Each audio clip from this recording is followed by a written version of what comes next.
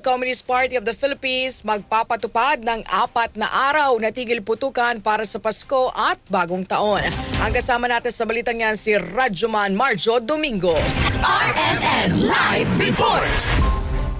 Magpapatupad ang Communist Party of the Philippines ng 4 na araw na tigil putukan para sa Pasko at Bagong Taon. Sa pahayag ng CCP, inatasan umano nito ang New People's Army na magsagawa ng tigil putukan simula December 25 hanggang 11:59 p.m. ng December 26 at simula December 31 hanggang 11:59 p.m. naman ng Enero 1, 2026.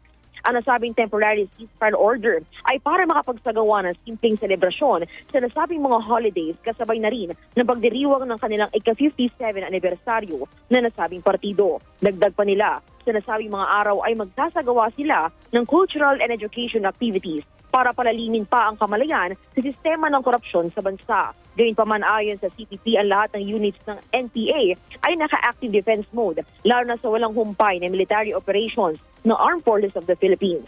Ayon pa sa kanila, ang lahat ng Red Commanders at Red Fighters ay mananatiling naka-high alert laban sa posibleng pag-atake ng hukbong sa Natahan.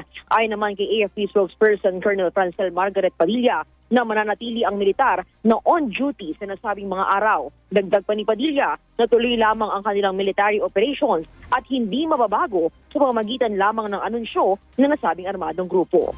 Kasama mo sa BZXL RMN Manila, Radyoman Marjo Domingo, Tatak RMN.